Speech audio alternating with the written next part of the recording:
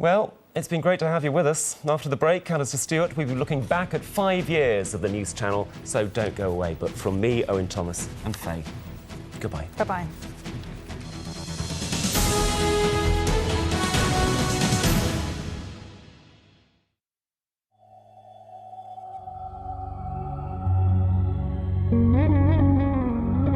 Please keep these images to remind yourself what these animals looked like, because at the rate they're disappearing, they may soon be gone forever. But you could change the future today. Adopt an animal through WWF for £2.50 a month, and you can help ensure the survival of their entire species. Call 0800 316 4111 and you could adopt Etin, whose species numbers have halved. Or Malupoti, one of the last remaining Bengal tigers. Or Jushong, one of less than 1,600 wild pandas left on Earth. They all need your help to survive. So please call WWF on 0800 316 4111 to adopt an animal now. You can change the future today. This is Tom, and today Tom faces a serious challenge. 3 years ago, Tom was in a motorcycle accident and lost the use of his arms and legs. But with our help, he's managed to get his life back on track. Our specialist team at the Serious Injury Law Practice and our experience in multi-million-pound cases have been crucial in helping to rebuild Tom's life and secure his future. But rebuilding lives isn't just about money. It's about understanding the day-to-day issues and concerns of accident victims and their families. It's about appreciating needs like full-time care, accommodation, adapted vehicles and wheelchairs, occupational therapy and physiotherapy. This level of service is what we give every client, not just Tom. So today, Tom's challenge is an everyday one, beating the rush hour to pick up his wife from work. Thankfully, not all our cases are as serious as Tom's, but if you or someone you care for has been seriously injured, call us on 08000 35 45 55 or go online to seriouslaw.co.uk. Would you like to dramatically improve your hearing? Hidden Hearing has 5,000 hearing aids to give away free. So call free on 0800 11 4488 and apply for one now. For over 30 years, Hidden Hearing's helped people improve their hearing, but there are over 3 million of you out there who are still hard of hearing and doing nothing about it.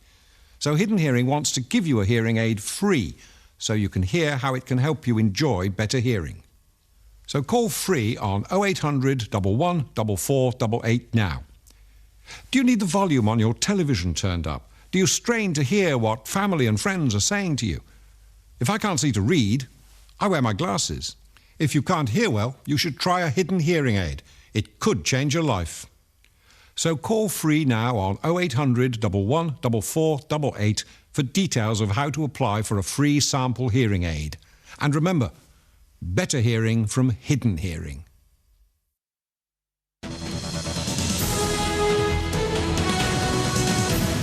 Jesus Christ, look at that. Get in, get in, get in! This is going to be a big bang. There it goes! The end of Saddam Hussein. Communications were lost at approximately 8 a.m. Central Time this morning. And the whole front section of the bus has been totally destroyed by the bomb. He says there are, in his estimation, approximately 100 dead bodies lying on the charred and smouldering floor of that gymnasium. The Queen Mother's coffin still draped in her personal standard. One tank is still to go. Let's hope to God that doesn't go while I'm standing here.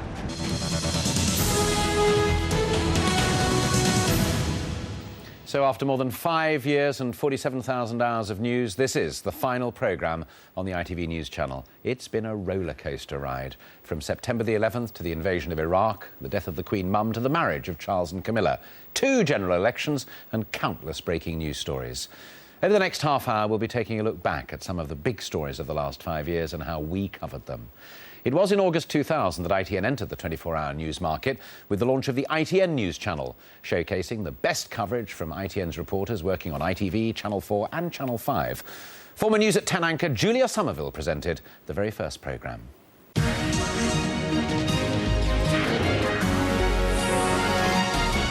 This is the ITN News Channel. Dump the pump, driver's petrol price verdict. Concorde crash, now French ground planes indefinitely. And born in a tree, baby Rosita's new plea for help. Good afternoon and welcome to the ITN News Channel. Well, I think we felt a bit like the crew of the Starship Enterprise. You know, we were on our own in space. And we were going to have to survive and make the best of it. And I think that that bred an incredible feeling of camaraderie. And I have to say that, you know, as a presenter, you're very aware of the quality of the team behind you, because after all, you rely entirely on them. And I would say that there was always, from my point of view, a feeling that I'd got people who really minded and were trying to do a good job with virtually no resources. So I have enormous affection for that aspect of it and admiration, and continue to do so for those people. And I'm really incredibly upset and angry on their behalf that they're losing their jobs. Well, people said we were sort of late to the market. Well, in a sense, we were looking at the American market, which was fairly developed for news channels, where there were effectively at that point three. There was CNN, the main channel, there was MSNBC, and there was CNN headline news. And the gap in the market we saw was the headline news format. Now, it was obviously cheaper to do a headline news format, and that fitted, if you like, the business plan. But also, we thought there was a demand. Well, in a sense, it was slightly overtaken by interactive television, which created its own on-demand service, for instance, the ability to on a red button on Sky. So, you know, that became sort of slightly out of date, and that's partly the reason that the channel's changed its strategy. It was little more than a year later that the ITN News Channel faced its first big test. What has occurred this afternoon is a declaration of war on America, a series of terrorist assaults that has left New York City and Washington and America in chaos. It is at a stroke, without even beginning to know the death toll, the most devastating terrorist attack in history.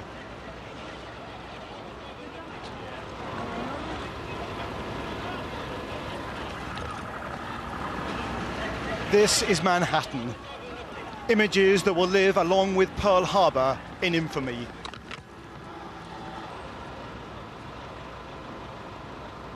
It began when a hijacked plane flew straight into one of the twin towers of the World Trade Center. Covered in dust from the debris, people emerged onto the streets of Lower Manhattan, while paramedics and police, utterly overwhelmed, helped the injured as best they could. Police and firefighters and emergency personnel. Others simply tried to run to safety.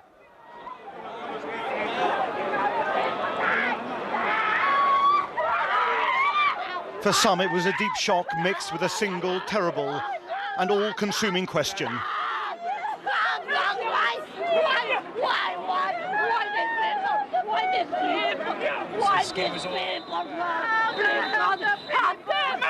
There's people jumping out of windows. I've seen at least 14 people jumping out of windows. It's horrific. I can't believe this is happening.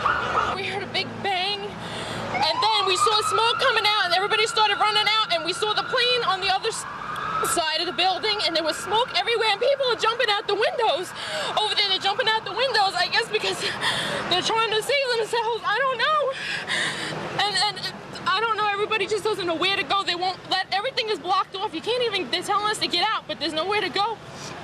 And then I heard that another plane hit, and if you go over by there, you can see the people jumping out the window. They're jumping out the window right now. Oh my God. I was on News 24 on September 11th, and undoubtedly that was the coming of age, really, of the BBC News 24 and the ITV News channel. And it gave ITV as a channel, and it gave the BBC an instant way of switching that news onto air very quickly, and it was covered in a fantastic way by Sky and BBC and ITV. And it's a shame now that, in a way, for ITV, they won't have that facility anymore so quickly to switch to people who know how to do 24-hour news at the drop of a hat.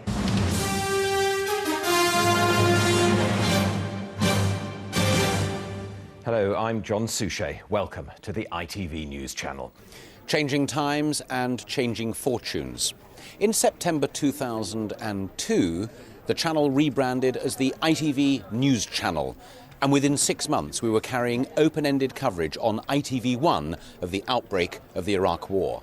air raid sirens have been heard across the Iraqi capital. Actually, we can just hear gunfire now, Adrian, over the skies of Baghdad. I'm not sure if you can hear it there in Washington. These are the latest pictures coming into us now from Baghdad.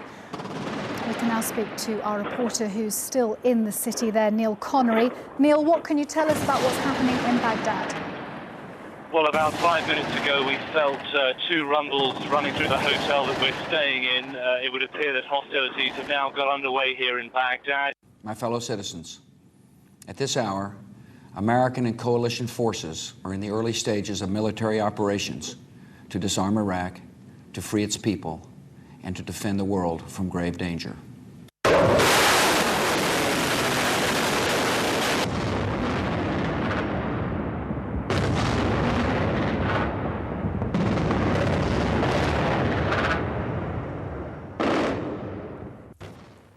Those were the dramatic scenes that signalled the start of the war on Saddam, missiles hitting the heart of Baghdad.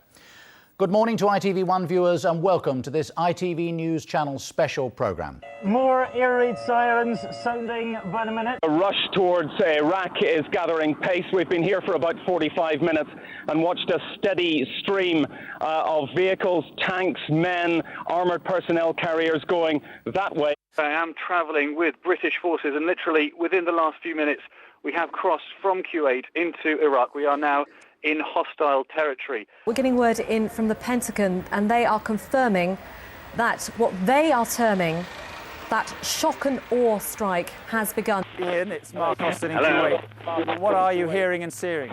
Well, Mark, I'm in the middle of what is already the most sustained and massive attack on the centre of Baghdad that we have seen in this entire brief war. There's no less than 5 or 6 major buildings that are now in flames. The entire city centre has been shaking with massive explosions. Several buildings are on fire. There are plumes of dark smoke going into the night sky. This is going to be a big bang.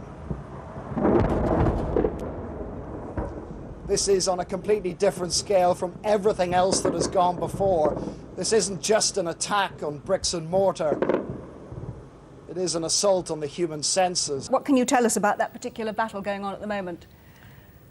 Well, Angela, we're some distance behind British forces in the Kuwait desert, but nevertheless, the sound of that battle going on is very clear. The artillery has been firing since dawn. We're crossing over now to look at live pictures that we're getting in here at ITN. These are ITV live pictures of British tanks going into Basra. This is the final assault. We've been talking about this for quite some time, but this is it in action, and these are British troops going into Basra. Live pictures that we have.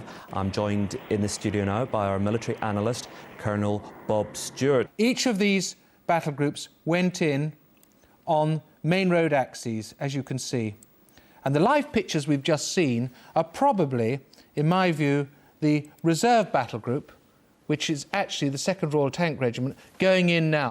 I am actually in the northwest of Basra, outside a power station, which you can probably see behind me, which is where our battle group was sent because they see this as an absolutely integral part of the city. They want to make sure that the power supply is working so that the people can carry on normal lives.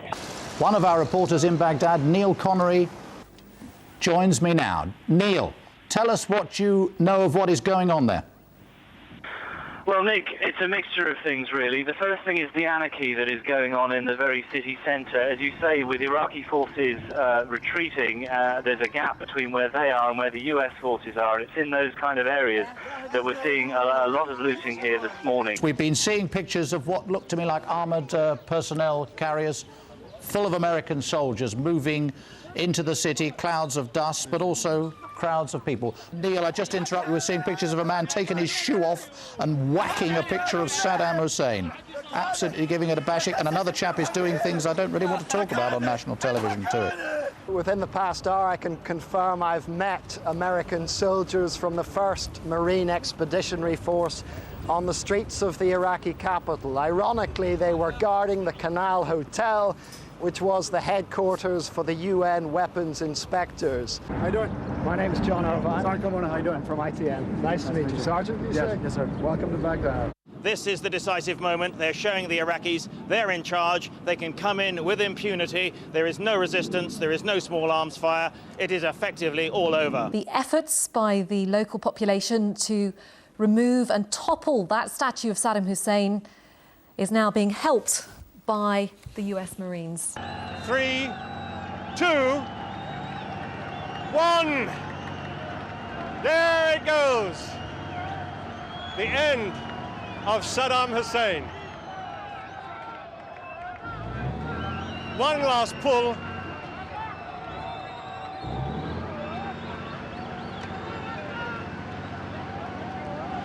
Goodbye, Saddam.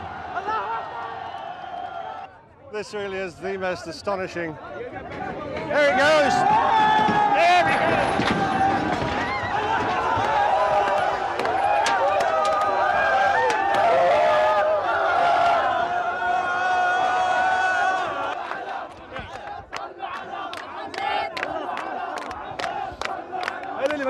I don't understand a word of Arabic, but I think I know what they're saying. Death to Saddam. Death to Saddam. Statue is down, and now they're squashing it with their feet, pounding it with their feet, pounding it with their hands. Death to Saddam. Is that what you're saying? Good, good. Huh? Very good. Death to Saddam. Very good. Yasqut Saddam. Yasqut.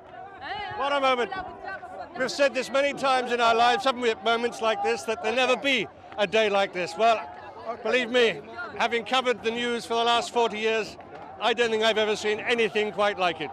The death of Saddam Hussein, symbolically toppled by the Americans at 10 minutes to 7 on Wednesday, the 9th of April. They've come in 350 miles from the south. Despite Saddam's threat of a ring of steel around the city, despite Saddam's threat of a human barrier to stop the Americans coming in, they have arrived. And you know, not a shot has been fired in anger against them. How about that? But coverage of the war demonstrated some of the limitations of the presentation style. Single-handed presentation in a studio that was custom-built for appointment-to-view bulletins. So, in 2004, the channel rebranded again. New formats, new presenters, and a state-of-the-art virtual reality studio.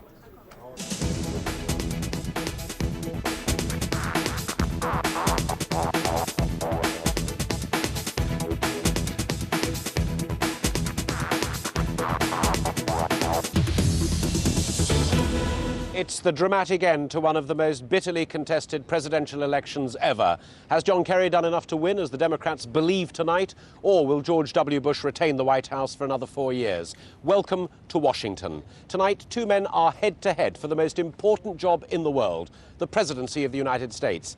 As you join us, the first polls have begun to close and the first projections are in. Georgia, Indiana, Kentucky have all backed George W. Bush again, while Vermont voters have got behind John Kerry.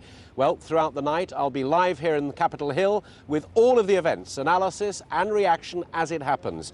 Across this vast country, voters have turned out in record numbers, and in just a few short hours, the full results of that year-long campaign will be known.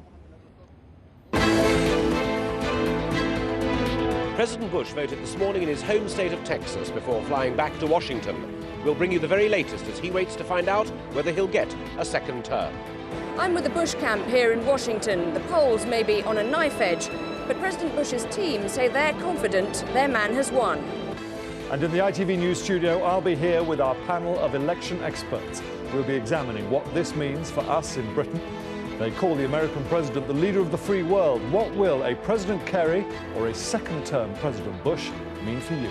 And I'm here in the ITV Computer Graphics studio, where we'll be analysing the votes as they come in and keeping an eye on who's getting closest to that winning post, the magic 270 electoral votes. Hello and welcome to Live with Alastair Stewart. It's 10 o'clock on Friday, the 3rd of September. The school siege in southern Russia continues. Now it's into its third day, with the hostage takers still refusing to allow in food or water. Interrupting that to take live pictures now from Beslan, where it appears this morning, despite that image there of relative quietude, that things are beginning to happen. As you can see at the bottom of your screen, reports of explosions and gunfire near the school siege. I'm going to pause because you can hear it.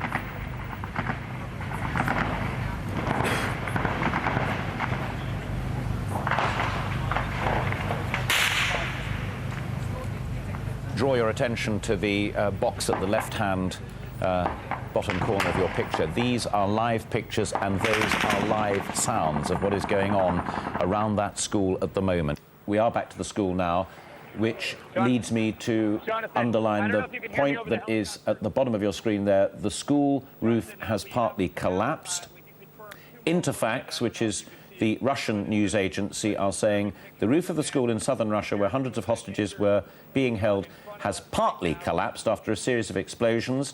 As people at home are reading there, Martin, that a group of naked children are seen fleeing from the school, and there's a child literally being carried out as we look there. Just right in the centre of the screen, 2 men and a woman running there, was a child was being carried from the school, hopefully to safety. These are more children. They're right in the middle of the screen to the left of the blue van, a naked child, another one to the right. These kids are alive. That's about the only good thing you can say for them. They're out of the school, they're alive, they are naked, starving and dehydrated. But the amazing thing is they're still running after 3 days. Teenager there, young girl rushing across, 2 of them. Soldier points the way. You're out, you're safe, go there. Julian, where are you? Tell us what's going on. Hello? Yes, Julian, we can hear you. Tell us what's going on. Okay. Sorry, I'm sorry about this. I'm inside the school, and you can probably hear that there's fighting still going on. The scene is really extraordinary. The building is heavily damaged. The gymnasium, which makes up one wing of the school, has been burnt out completely. And until a few minutes ago, when the fighting started again, there were firemen attempting to put the fires out. All around me, we're crouching behind one small part of the building, and all around me are emergency workers and soldiers crouching down behind any piece of cover. The Chechens have been driven out of the school itself, but there appears to be some... That's a rocket grenade just going off. There appear to be some holding out on the far side of the building.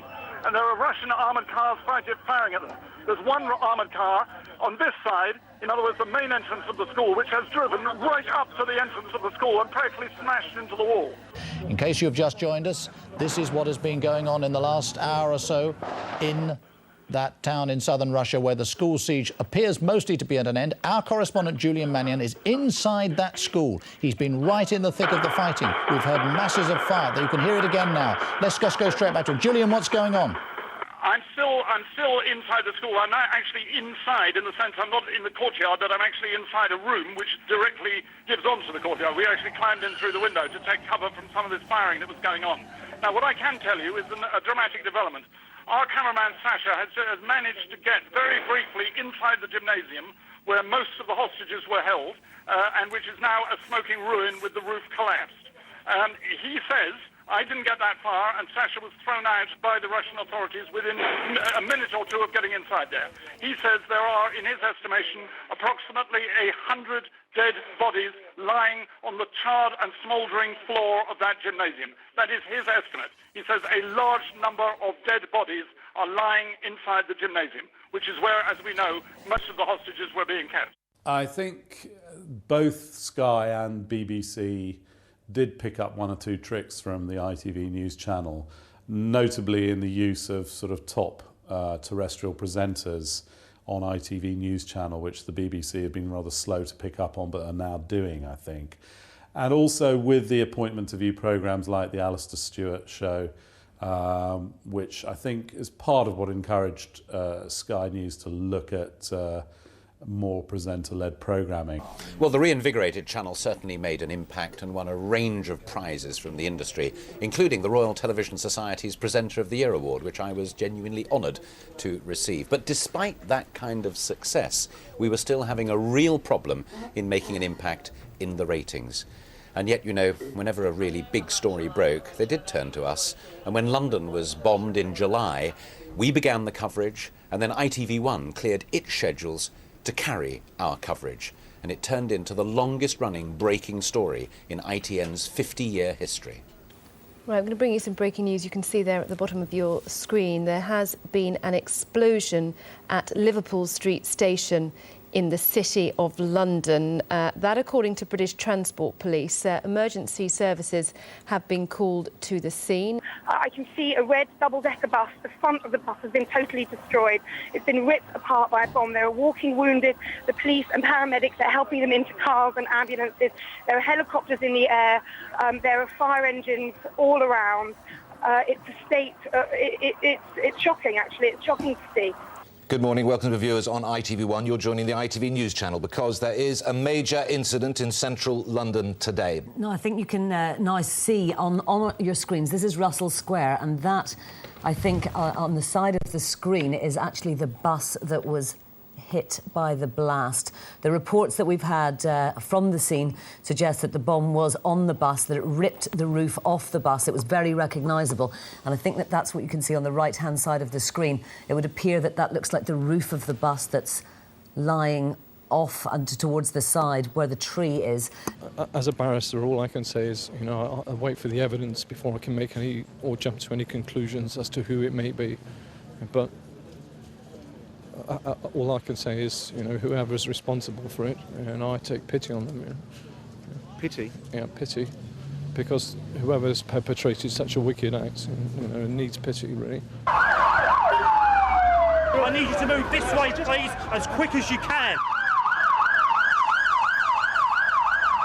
People started saying prayers, praying to God. They struck in the rush hour, targeting London's commuters on this bus and on several underground trains. A tactic designed to cause maximum casualties and disruption. It was the deadly attack this city had been dreading.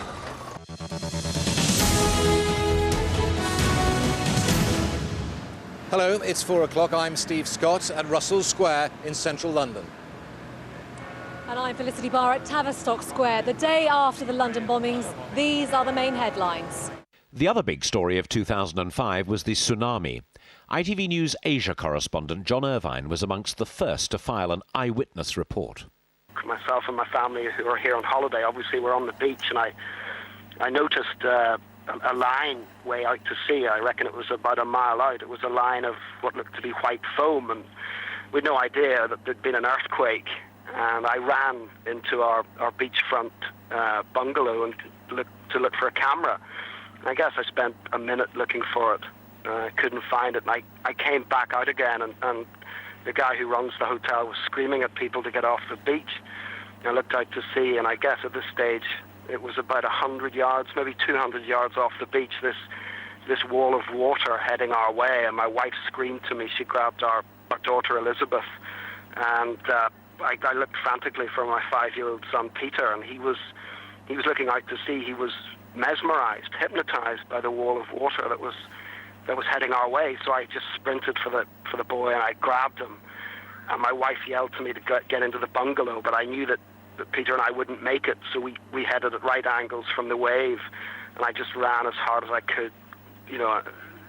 And then I could hear the rush behind me. I looked behind, and I could see the wall of water coming towards us, and eventually when we were, I suppose, 25 yards, 50 yards from the beach, the wave caught up with myself and Peter, and it washed us, I guess, another 50 yards into a mangrove swamp. Our correspondent Martin Geisler is there. We can speak to him via video phone now. There are some estimates that on one island, for example, 10,000 are missing, and several days on now, we must assume that many of them will be dead. The government are desperately keen to play this down here. They say that people may have, you know, when these waves struck, run off into the jungle. In the last few minutes, we've received dramatic new pictures of the moment the tsunami struck. Jesus Christ, look at that.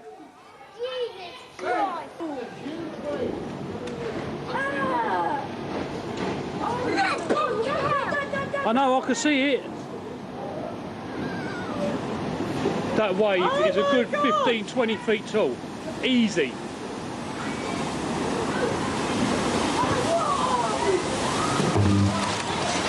Get in!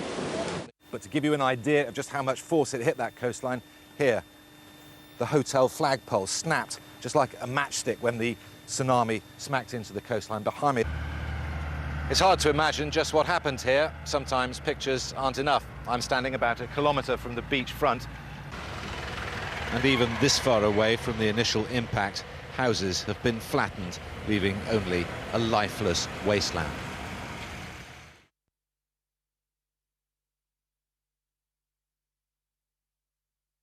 It all went wrong because the ITV News channel was always the third player in this marketplace. It was always the smallest, it was always the least well-resourced, and it really couldn't punch its weight against Sky and against the BBC. And ultimately what's happened is Freeview, the platform Freeview, has become so successful that spectrum capacity on Freeview is so valuable that basically ITV has decided its money is spent better somewhere else other than news. The staff have been the heroes. I mean, they were pushed to extraordinary sort of technological limits when we introduced new technology. They rose to that challenge.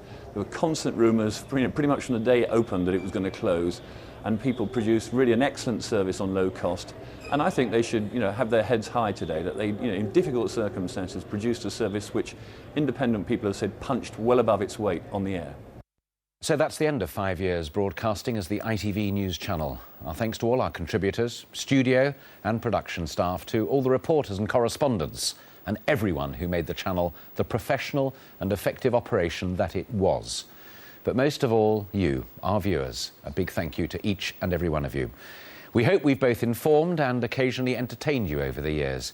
It was our mission to bring you the fastest breaking news and the most comprehensive analysis. We hope that you'll think we succeeded.